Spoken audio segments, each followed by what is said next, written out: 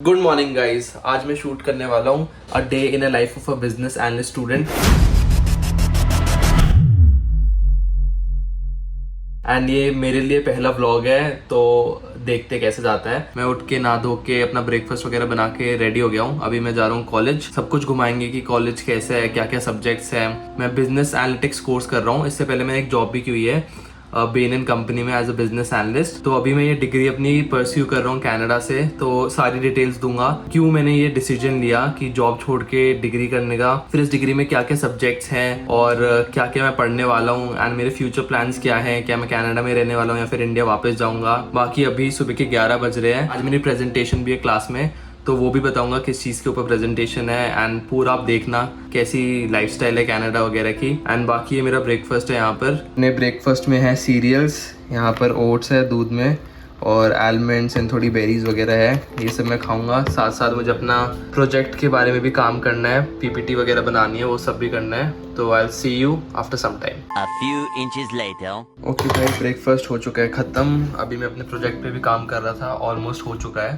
Project कुछ नहीं है, बड़ा इजी सा है। ये हमारा डेटा सेट है, इसको हमें बेसिकली क्लीन करना है। तो किसी भी डेटा पे अगर आप काम करते हो तो उस डेटा को पहले क्लीन करना पड़ता है। तो अब हम यहाँ पर SAS प्रोग्रामिंग यूज करने वाले हैं। जो भी एरर्स होते हैं डेटा में, जैसे कोई डेटा वैल्यू मिसिंग होती है या फिर कोई इनपुट ढंग से नहीं डाला हुआ, फॉर एग्जाम्पल जेंडर में कहीं पर मेल फीमेल डाला हुआ है, प्रॉपर लिखा हुआ है एंड कहीं पर सिर्फ MF लिखा हुआ है, तो उन सारी चीज़ों को हम क्लीन करते हैं। उसके बाद ही अपना एनालिसिस स्टार्ट करते हैं, ग्राफ्स वगैरह बनाते हैं एंड एक कंक्लूजन पर आते हैं। बाकी मैंने अपना ब्रेकफास्ट कर लिया है। अब हम फटाफट लंच बनाते हैं, उसको पैक करते हैं, बैग में डालते हैं, कॉलेज के लिए निकलते हैं।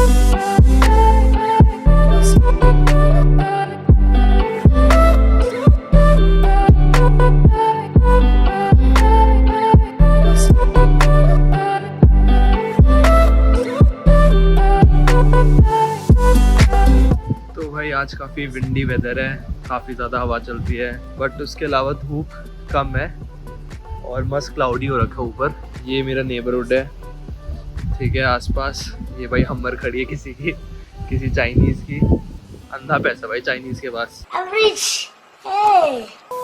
बढ़िया तरीके से फ्लावर वगैरह उगाए हुए हैं यहाँ पर। काफ़ी क्लीनिनेस है, मतलब देख सकते हो।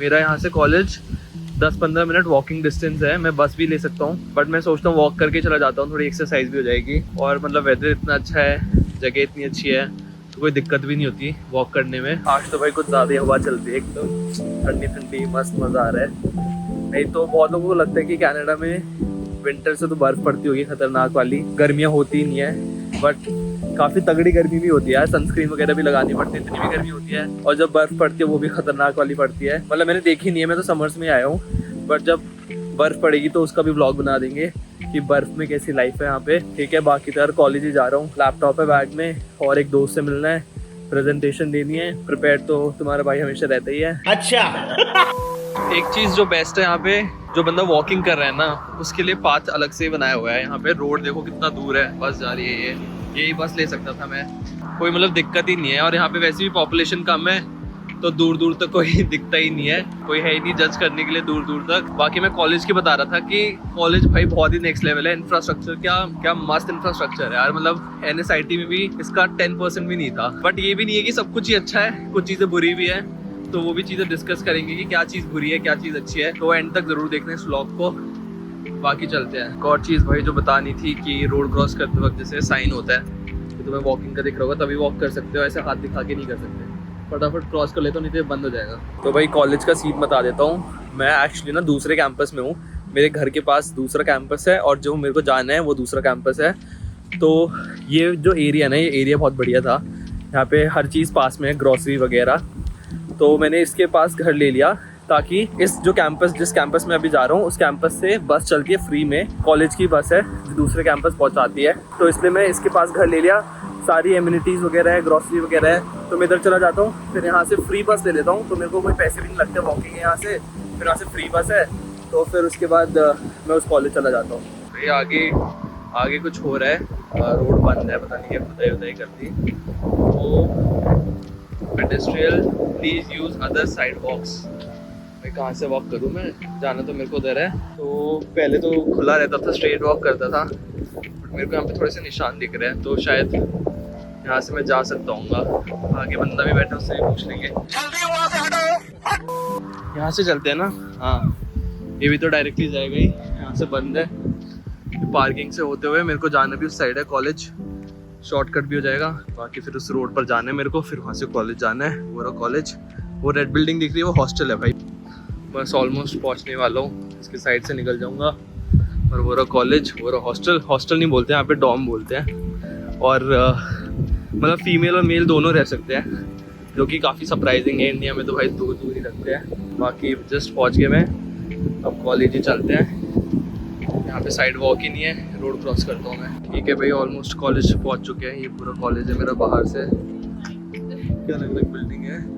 और वहाँ पे हॉट डॉग वाला बंदा बैठता है, अफगानी है, उसको हिंदी भी आती है। ठीक है, तो ऑलमोस्ट कॉलेज पहुँच चुके हैं। यहाँ पे एक चीज़ नोटिस करना, 2 दरवाजे होते हैं, पहला बाहर का और फिर एक अंदर का होता है, बीच में गैप होता है। ये शायद टेम्परेचर मेंटेन करने के लिए होता है, क्योंकि बाहर जैसे बर्फ़ पड़ रही है और अंदर गर्मी है, तो इसलिए। अब थोड़े बहुत लोग आ गए हैं मेरे को देखने के लिए, ब्लॉगिंग करते हुए। वही थोड़ी सी बीटी हो गई। जो दोस्त यहाँ पे वेट करने वाला था वो दूसरे कैंपस चला गया है। अब मेरी बस है 12:45 की, 20 मिनट है मेरे पास काटने के लिए, तो वही जगह ढूंढ रहा हूँ कहीं बैठते हैं। ये जगह मिली है भाई, यहाँ पर बैठा हूँ मैं। ये बाहर का व्यू, ये अंदर का व्यू पूरा। विंडो के पास सीट लगाई हुई है। ओके गाइस, तो बस यहाँ पर आ गई है, बस में बैठते हैं हम।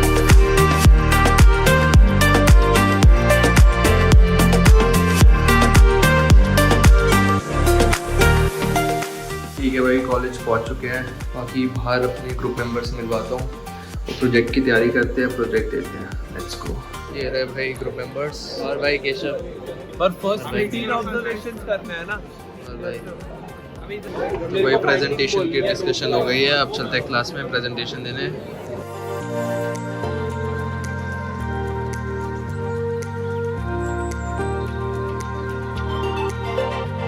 This is our data set basically.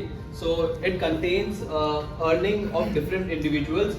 Also, it contains some additional data such as their education, their occupation, relationship, races, sex. All that is in our data set. चलो भाई, प्रेजेंटेशन हो गई। भाई सुबह से कुछ नहीं खाया होगा, ये इतनी देर तक चली है प्रेजेंटेशन। 4-5 बज गए हैं। फुल ऑन भाई लंच की तैयारी हो रही है। ये अपनी ओरियो आइस कैप, ये मैं घर से फ्रेंच टोस्ट जो बना के लाया था, ये दाल राइस। थोड़ी सी बीटी हो गई भाई, लंच तो कर लिया बट मेरे को जिम जाना था। अब मेरा पेट भर गया है। अब तुम ये देखो, अब मैं 30-40 मिनट्स यहीं पर ही हूँ कॉलेज में, काम कर लेते कुछ, थोड़ा डाइजेस्ट हो जाएगा, फिर चलेंगे जिम। भाई फटाफट हम अपना बैग लॉकर में रखेंगे और फिर जिम में जाएंगे। कौन सा लॉकर है?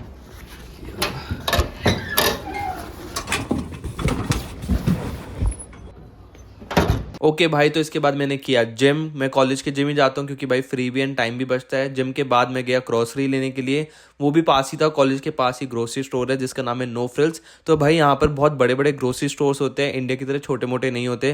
जैसे कि आप देख ही सकते हो कितना सारा सामान है इनके पास, बहुत सारी वेरायटी मिल जाती है। जैसे कोल्ड ड्रिंक की कितनी सारी वेरायटी थी इस रैक पर। इसके बाद मैंने करवाई अपनी बिलिंग करवाने के बाद सारा सामान मैंने डाला बैग में एंड मैं चला घर की तरफ। अराउंड 10-15 मिनट्स लग गए थे, वही सेम रास्ता था एंड अराउंड 8 PM मैं घर पहुंच चुका था। ओके गाइस, तो अराउंड 8 o'clock हो चुके हैं, मैं आ चुका हूँ घर पर। एंड तुमने डेट तो देख ही लिया होगा कि मेरा दिन कैसा गया। ठीक है, अब बैठ के कुछ चीज़ें डिस्कस करते हैं, जो स्टार्टिंग में मैंने बोला था कि मैं डिस्कस करने वाला हूँ। जो भी 3-4 क्वेश्चन थे उनको एक एक करके सबको डिस्कस करते हैं। ओके भाई, तो डिस्कस करते हैं। सबसे पहला क्वेश्चन तो यही था कि मैंने अच्छी खासी जॉब छोड़ के ये डिग्री परस्यू करने का क्यों डिसीजन लिया। मतलब काफ़ी लोगों को पता ही होगा कि मैं बेलन कंपनी में काम कर रहा था, जो कि काफ़ी अच्छी कंपनी है, ड्रीम कंपनी है, टॉप कंसल्टिंग कंपनी में आती है। And as a business analyst ही काम कर रहा था। तो मेरे को वो जॉब छोड़ के डिग्री क्यों करने का मैंने डिसीजन लिया। तो यार देखो, द थिंग इज कि वो जॉब अच्छी थी, नो डाउट, काफ़ी कुछ सीखने को भी मिल रहा था, बट मेरे पास ना वो फॉर्मल एजुकेशन नहीं थी बिजनेस एनालिटिक्स में, एंड मेरे को वो चाहिए थी। मतलब मैंने इंजीनियरिंग की हुई है IC में, NSIT से, उसके बाद मैंने जॉब भी की business as a business analyst, but मेरे पास कोई भी फॉर्मल डिग्री नहीं है। तो मेरे को एक प्रॉपर डिग्री चाहिए थी। अब the difference between a job and a degree यही होता है कि जॉब में जो जो चीज़ें रिक्वायर्ड होती है, जो जो केसेस पर हम काम करते हैं, उस हिसाब से चीज़ों को सिखाया जाता है, बट एक डिग्री में A to Z सब कुछ सिखाया जाता है। एंड मेरे को ना बहुत इंटरेस्ट है बिजनेस एनालिटिक्स में, एंड मेरे को प्रॉपर एक डिग्री चाहिए थी। मेरे को A to Z सब कुछ जाना है बिजनेस एनालिटिक्स में, इसलिए मैंने डिग्री की। एंड मेरे को ना भाई बेस्ट बनना है इस चीज़ में, तो मेरा यही था कि भाई मैं प्रॉपर इसमें डिग्री करूँ। एंड सेकेंड चीज़ ये कि मैंने कनाडा क्यों चूज़ किया, क्योंकि इंडिया में भी बहुत कॉलेजेस हैं जो ये कोर्स करवाते हैं, ऑनलाइन भी काफ़ी कोर्सेज होते हैं, तो कनाडा आने की क्या ज़रूरत थी। तो इसका भी एक ये रीज़न है कि भाई एक तो IIM में जा सकता था मैं, काफ़ी अच्छे कॉलेजेस है, बट भाई मेरे को फिर से वो कॉम्पिटिटिव एग्जाम नहीं देना, पढ़ाई भी इतनी भी अच्छी नहीं है, ठीक है। एंड मैं ऑलरेडी जेई दे चुका था। एंड अगर आपने वो वाली वीडियो देखी है कि मैं 2 बार जेई फेल हुआ था, तो मेरे को वही कॉम्पिटिटिव एग्जाम के उसमें नहीं जाना था, और वहां पर भी भाई जाके रैंक अच्छी नहीं आती तो बेकार सा कॉलेज लेना पड़ता। तो मेरे को जो चीजें करनी थी मेरे को वही कोर्स चाहिए था, एंड इसलिए मैंने यहाँ पे अप्लाई किया, क्योंकि फॉरेन में यार इतना कॉम्पिटिशन नहीं होता। अगर तुम्हें कुछ चाहिए तो first come first service basis पर होता है। तो अगर कोई डिग्री करनी है तो तुम फटाफट उस कॉलेज में अप्लाई करो, उस डिग्री में अप्लाई करो। नॉर्मल सा प्रोसेस होता है, ज़्यादा कॉम्पिटिटिव होता नहीं है। वो रेज्यूमे वगैरह चेक करते हैं, एंड ऑलरेडी मेरा रेज्यूमे काफ़ी स्ट्रॉन्ग था, तो उसकी वजह से मेरा इसमें एडमिशन हो गया। अब कनाडा की बात करें तो भाई मेरे को ना हमेशा से एक फॉरेन एक्सपोजर चाहिए था। अब इसमें कोई डाउट नहीं कि डेवलप्ड नेशन डेवलपिंग नेशन से आगे होते हैं। तो जैसे USA कनाडा डेवलप नेशन है, इंडिया अभी डेवलपिंग है। तो मेरे को हमेशा से ये था कि भाई बाहर जाऊं, थोड़ा चीज़ें सीखूं कि वहाँ पे चीज़ें कैसे होती है, क्योंकि कुछ चीज़ें यहाँ पे बहुत ऑर्गेनाइज्ड है, बहुत मतलब कुछ चीज़ों में बहुत आगे है कनाडा एंड USA इंडिया से, एंड सब कुछ एक सिस्टमैटिक वे में होता है, ठीक है। तो मेरे को वो चीज़ें सीखनी थी, एंड वो चीज़ें अगर तुम ऑब्जर्व करते हो, डे टू डे जाओगे एंड चीज़ों को ऑब्जर्व करोगे तो वो लाइफ टाइम तुम्हारे साथ रहेगी। ऑनलाइन पढ़ने से इतना समझ नहीं आता जितना एक्सपीरियंसेस से समझ आता है। और बाकी रही पैसों की बात, तो हाँ भाई एक्सपेंसिव होता है फॉरेन में पढ़ना। एक साल में शायद मेरे 20-25 लाख रुपए लग गए, क्योंकि भाई कॉलेज भी महंगा होता है यहाँ पर, और फिर रहना एंड फिर इंडियन रुपीज से डॉलर में कन्वर्जन करना वो भी बहुत महंगा है। बट यार ये पैसे मैंने कोई भी लोन नहीं लिया, तो जो भी मैंने 1-2 साल में सेविंग की, 20 लाख प्लस की सेविंग हो गई थी, क्योंकि हाई पेइंग जॉब कर रहा था, थोड़ी साइड इनकम भी आ रही थी, कोई ज़्यादा खर्चे नहीं थे क्योंकि मैं घर पे ही रह रहा था। तो मेरी जो भी ग्रॉसरीज, घर का खाना पीना वो हो ही जाता था, मम्मी बना देती थी, और कोई रेंट भी नहीं दे रहा था, जो कि बहुत बड़ी सेविंग थी। तो मैंने सोचा कि ये जो 20-25 लाख रुपए मैंने कमाए हैं, अब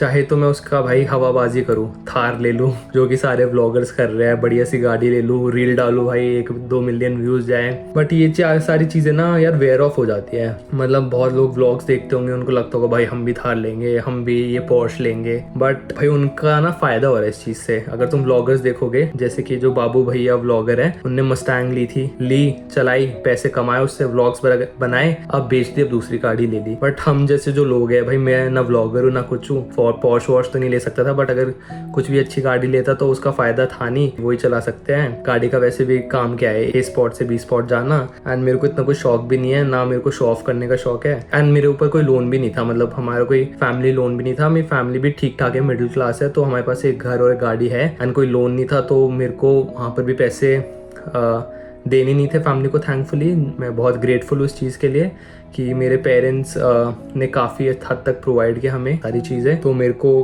पैसों की एज सच कहीं पर लोन में या फिर अपने पेरेंट्स को सपोर्ट नहीं करना पड़ा पैसों में, ठीक है। मतलब ऐसे भी नहीं है भाई बहुत लग्जरियस लाइफ है, बट हाँ काम चल रहा है। एंड मेरा जो मानना है वो ये है कि एक ही लाइफ है सबके पास, ठीक है, सबको मर जाना है एक दिन। तो ये जितनी भी मटेरियलिस्टिक चीज़ें होती हैं, बड़ा घर, बड़ी गाड़ी, वो चीज़ें आपके साथ नहीं जानी, वो चीज़ें आप वो लाइफ टाइम नहीं रहनी आपके साथ। जो चीज़ें रहती है वो सिर्फ एक्सपीरियंसेस होते हैं, सिर्फ मेमोरीज होती है। किसी भी 90 साल के बंदे से मिलोगे, वो कभी भी ये शो ऑफ नहीं करेगा कि भाई मेरे पास पॉर्श खड़ी है या फिर मेरे पास 3-4 बंगलो है, वो ये शो ऑफ तो नहीं करेगा। वो हमेशा अपने एक्सपीरियंसेस बताता है, चीज़ों को शेयर करता है। तो मेरे को लगता है सबसे बड़ी वेल्थ आपका माइंड है, आपके एक्सपीरियंसेस है, वो ही आपके साथ रहते हैं लास्ट मोमेंट तक भी। तो मैंने सोचा कि अभी मैं यंग हूँ, मेरे पास पैसे हैं, अगर मैं कहीं ऐसी जगह इन्वेस्ट करने से अच्छा, हवाबाजी करने से अच्छा, मैंने सोचा कि भाई मैं अपने एक्सपीरियंसेस पे ये पैसे लगाता हूँ, क्योंकि जब मैं थोड़ा बुढ़ा हो जाऊंगा तो किसी को कुछ बताऊंगा कि हाँ भाई मैं भी फॉरेन में रहा है, वहाँ से मैंने काफ़ी चीज़ें सीखी है,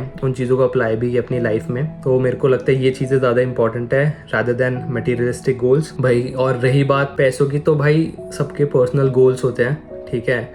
अब मैं ये नहीं कहूँगा कि भाई सभी जाओ बाहर, सभी ये करो, किसी को कहीं ज़रूरत होती है पैसों की, किसी को कहीं ज़रूरत होती है। मेरे को ये सही लगा इधर इन्वेस्ट करना, इसलिए मैंने इधर इन्वेस्ट किया है। एंड अब बात करें तो डिग्री की, कि डिग्री में एग्जैक्टली क्या है बिजनेस एनालिटिक्स में, तो वो मैं आपको स्क्रीन पे दिखाता हूँ। तो भाई मेरे कॉलेज में 2 सेमेस्टर्स हैं। फर्स्ट सेमेस्टर के सब्जेक्ट्स हैं, सेकेंड सेमेस्टर के आपको बाद में दिखाऊंगा। तो फर्स्ट सेमेस्टर में तुम्हारा एनालिटिक केस स्टडीज़ है, तो जितनी भी बिजनेस केस स्टडीज़ होती है वो सारी इसके अंदर है कि बिजनेस केस स्टडीज़ को हम कैसे सॉल्व करते हैं, कैसे अप्रोच करते हैं, कैसे सॉल्यूशन निकालते हैं। Second is your data preparation and handling. इसका प्रोजेक्ट आज मेरा था, तो इसमें बेसिकली हम data cleaning and preprocessing करते हैं। Third is introduction to data visualisation, तो इसमें तुम्हारा टैब्लो वगैरह होता है कि डेटा को कैसे ग्राफ में प्रेजेंट करना है। Fourth is programming for analytics, तो इसमें जितने भी तुम्हारे रिक्रिएशन होता है एंड जो भी मेथड यूज होते हैं डेटा को एनालाइज करने के लिए, वो सब सिखाते हैं। ठीक है, ये तो कम्युनिटी है, ये कुछ नहीं है ज़्यादा। स्टैटिस्टिक्स फॉर एनालिटिक्स, इसमें तुम्हारे जितने भी स्टैटिस्टिक्स यूज होते हैं, मीन, मीडियन, ये सब कुछ जितना भी स्टैट्स यूज होता है कोडिंग के अंदर, वो सब सिखाया जाता है। एंड फिर ये statistics strategic leadership in business analytics, इसमें तुम्हारा पाइथन वगैरह सिखाते हैं। ठीक है, तो ये मेरे 6 सब्जेक्ट्स हैं जो मैंने इस सेमेस्टर पढ़े हैं। नेक्स्ट सेमेस्टर के अभी 1-2 महीने बाद स्टार्ट होंगे। ओके भाई, तो मैंने ये सारी चीज़ें बता दी है। अब डिस्कस करते हैं कि मेरे फ्यूचर प्लान्स क्या है, कि मैं यहाँ पे रहने वाला हूँ या फिर इंडिया जाऊँगा। तो देखो भाई, मेरे को अपने देश से बहुत ज़्यादा प्यार है, मैं पेट्रियाटिक हूँ काफ़ी हद तक। एंड मैंने अपने 12th के बाद ND का भी एग्ज़ाम दिया था, उसको मैं वहाँ पर इंटरव्यू तक भी गया था, तो मैं काफ़ी पैशनेट था। वहाँ पर तो नहीं हो पाया, बट मेरा इंजीनियरिंग वगैरह में हो गया था। तो वो एक जो फीलिंग होती है अपने देश के लिए एंड पेट्रियाटिक वाली, तो वो है मेरे अंदर। ठीक है, एंड वो रहेगी भी। अब ये नेचुरली भी है थोड़ा। और बाकी चीज़ें बताऊं तो भाई, मैंने टॉप कॉलेज से एजुकेशन की है, टॉप इंजीनियरिंग कॉलेज से, टॉप कंसल्टिंग फर्म में काम भी किया हुआ है। तो मतलब मैं मानता हूं कि मेरे को काफ़ी हद तक नॉलेज है चीज़ों की, हाई लेवल पर नॉलेज है। ठीक है, मतलब बेसिक से काफ़ी ऊपर है नॉलेज। तो मैं मानता हूँ कि अगर मैं यहाँ पर काम करूँगा अपनी उस नॉलेज को लेकर, तो मैं इनकी GDP में कंट्रीब्यूट कर रहा हूँ, फॉरेनर्स की GDP में कंट्रीब्यूट कर रहा हूँ, जो कि ऑलरेडी डेवलप्ड है। आई थिंक मैं अपनी नॉलेज को यूज़ करना चाहूँगा अपने देश के लिए, जैसे कि मोदी जी बोलते भी है कि भाई इतने टैलेंटेड लोग हैं अपनी कंट्री में, तो अपने देश को आगे बढ़ाओ, ना कि किसी और के देश को। और एक और चीज़, पर्सनल ग्रोथ के लिए भी I feel developing Nations better होते हैं, क्योंकि डेवलप तो भाई डेवलप हो चुके हैं, उनका तो तुम आगे क्या ही लेके जाओगे। बाकी जो डेवलपिंग होते हैं वहाँ पे पर्सनल ग्रोथ भी बहुत होती है, जैसे कि इंडिया में कितने सारे स्टार्टअप्स आ रहे हैं, यूनिकॉर्न्स आ रहे हैं। एंड अगर तुम यूट्यूब का भी एग्जाम्पल ले लो, कि जिस बंदे ने स्टार्टिंग में शुरू किया था, जब यूट्यूब डेवलप हो रहा था इंडिया में 2016-15 में, आज वो बंदे सारे करोड़पति बन चुके हैं। एंड जो बाद में लोग आए हैं, जैसे मैं भी आया हूँ, हमको इतनी अच्छी ग्रोथ नहीं दिख रही जितनी 2016 या 2020 में मिली थी, जब डेवलपिंग पर था, जब ये यूट्यूब का करियर स्टार्ट हो रहा था पेकोना इंडिया में। तो जो भी उस टाइम पर आए बंदे, आज वो बंदे लिटरली करोड़पति हैं। तो मेरे को लगता है कि डेवलपिंग के वहाँ पर पर्सनल ग्रोथ काफ़ी ज़्यादा होती है रादर देन डेवलप्ड। बाकी फॉरेन से सीखने के लिए बहुत कुछ मिलता है। इनफैक्ट हमारी जितनी भी NCERT की मैथमेटिक्स की बुक है, जिसपे रामानुजन जी छपे हुए हैं 1st-2nd पेज पर, वो भी बहुत पहले फॉरेन गए थे, उन्होंने भी वहाँ पे काफ़ी कुछ सीखा। उन्होंने ब्लैक होल्स की थ्योरी निकाली, जो अब तक भी लोग यूज़ कर रहे हैं। जितने भी फॉरेनर्स है ब्लैक होल पे, रामानुजन जी की ही इक्वेशंस यूज़ करते हैं। एंड उन्होंने बहुत पहले निकाल दी थी। एंड उनके पास कोई फॉर्मल एजुकेशन भी नहीं थी, लिटरली वो फॉरेन गए एंड वहाँ से सीखा। एंड उनकी नॉलेज इतना ज़्यादा टैलेंट था कि उन्होंने इतनी सारी बड़ी बड़ी चीज़ें की। एंड अब द थिंग इज़ कि सब कुछ भी पॉजिटिव नहीं है, बाहर से जो चीज़ें दिखती हैं वो वैसी होती नहीं है। अगर तुम्हें दिख रहा होगा कि भाई सब कुछ इतना साफ़ है, मेंटेन्ड है, सिस्टमैटिक है, तो यही बेस्ट है, ऐसा भी नहीं होता। एक बहुत बड़ा डिफरेंस इंडिया एंड बाहर के देशों में, कनाडा, USA में ये है कि इंडिया डेबिट पर काम करते हैं एंड ये लोग क्रेडिट पर काम करते हैं। तो इंडिया में जैसे कहावत है कि पैर उतने ही फैलाओ जितनी चद्दर है, ये इसका एकदम ऑपोजिट करते हैं। तो इंडिया में लोग सेविंग पर और डेबिट पर ज़्यादा विश्वास करते हैं कि हमने इतने पैसे इकट्ठा कर लिए, फिर इसमें से हमें खर्चा करना है। बट यहाँ पर एकदम उल्टा है, यहाँ पर लोग पहले खर्चा करते हैं, फिर पैसे भरते हैं। जैसे कि यहाँ पर करोड़ों के घर है भाई, मतलब ये जो घर है जिसमें मैं बैठा हूँ, यही 10 करोड़ का होगा आराम से। तो लोग यहाँ पे लोन ले लेते हैं, 10 करोड़ का लोन ले लेते हैं। यहाँ पे लोन बहुत आराम से मिल जाता है, इंटरेस्ट रेट भी थोड़ा कम है। बट वो जो लोन है ना, वो 30-40 साल भरना पड़ता है। मतलब तुमने घर ले लिया 10-15 करोड़ का एंड बस तुम फिर उसको 30-40 साल भरने में लगे रहो। तो मेरे को वो चीज़ पर्सनली नहीं पसंद, हो सकता है किसी और को पसंद हो, क्योंकि बहुत लोग फॉरेन में भी रहते हैं। बट मेरे को पर्सनली वो चीज़ें नहीं पसंद, क्योंकि सबसे मेन एम क्या है भाई, किस चीज़ के लिए काम कर रहे हैं? फाइनेंशियल फ्रीडम के लिए ना। तो अगर वो फाइनेंशियल फ्रीडम ही नहीं है, अगर तुम यहाँ से स्ट्रेस्ड हो कि भाई इस महीने ये लोन देना है, इस महीने वो देना है, तो तुम जिंदगी आराम से जी नहीं सकते। तो उससे बेटर तो यही है कि भाई जितने तुम्हारे पास पैसे है उस हिसाब से खर्च करो, ना कि भाई क्रेडिट पे लेके मौज काटो। ऊपर से मेजर ड्रॉबैक फॉरेन कंट्रीज में रहने का ये है कि तुम्हारी जो फैमिली एंड जो भी रिलेटिव्स और भी फ्रेंड होते हैं वो सब इंडिया में ही छूट जाते हैं, यहाँ पे तुम फिर अकेले हो जाते हो। तो उस पैसों का करोगे ही क्या अगर तुम्हारी फैमिली तुम्हारे साथ नहीं है। ठीक है, तुम भाई यहाँ पे करोड़पति बन गए बट फैमिली तुम्हारी सारी वहाँ पर है, सारे दोस्त वहाँ पर है, तो मतलब किस चीज़ के लिए कमा रहे हो तुम अगर तुम अपनी फैमिली को सपोर्ट नहीं कर पा रहे तो। और पेरेंट्स को पीछे छोड़ना तो भाई मेरा जो कल्चर है एंड जैसी मेरी अपब्रिंगिंग हुई है तो मैं तो अपने पेरेंट्स का काफ़ी ध्यान रखने वाला बंदा हूँ एंड जो भी मेरे दोस्त हैं आसपास जितने भी लोग हैं उनका ध्यान रखने वाला बंदा हूँ। तो मैं इतना ईगोइस्टिक या फिर इतना लालची नहीं हूँ कि मैं बस अपने प्रॉफिट देखूंगा। मैं सबको साथ लेके चलने में विश्वास रखता हूँ। और बाकी तो आई थिंक मैंने काफ़ी हद तक चीज़ें कवर कर दी है जो भी मेरी थिंकिंग है। अब देखो लाखों लोग आते हैं फॉरेन कंट्री, बहुत लोग सेटल भी होते हैं, उनके लिए अच्छा है भाई, सबके पर्सनल गोल्स होते हैं। मेरे गोल्स हैं, मेरी ये कल्चर है एंड ये मेरी थिंकिंग है। तो हो सकता है शायद आपकी थिंकिंग से मैच ना करे, आप कुछ और सोचते हो, मैं कुछ और सोचता हूँ, बट और सबकी सिचुएशंस भी सेम नहीं होती। तो मेरी सिचुएशन थोड़ी अलग है तो मैं ऐसी थिंकिंग है मेरी, हो सकता है आपकी सिचुएशन काफ़ी अलग हो तो आपकी थिंकिंग कुछ और होगी। तो भाई कमेंट सेक्शन में लड़ने मत लग जाना, ये मेरा पर्सनल थिंकिंग है, मेरे पर्सनल सिचुएशन है, तो मैं अपनी सिचुएशन के हिसाब से आपको बता रहा हूँ कि मेरे लिए क्या ठीक है एंड मैं क्या करने वाला हूँ। बाकी that's it for the video. I hope आपको ये वीडियो काफ़ी इन्फॉर्मेटिव लगी होगी। एंड मैं जॉब भी करता था बिजनेस एनालिस्ट की, तो आप वो वीडियो भी चेकआउट कर सकते हो, अभी साइड में आ रही होगी। जब मैं एक टॉप कंसल्टिंग फर्म में काम करता था तब मेरा डे इन लाइफ कैसा था, तो आप वो चेकआउट कर सकते हो। एंड अगर आपको ऐसे कंटेंट पसंद है तो do subscribe to my channel. Video अच्छी लगी तो लाइक कर देना, एक कमेंट ज़रूर छोड़ देना, बहुत अच्छा लगता है जब भी आप लोग कमेंट करते हो, मेरे को काफ़ी मोटिवेशन मिलता है। And I will see you in the next video. Okay, thank you, bye.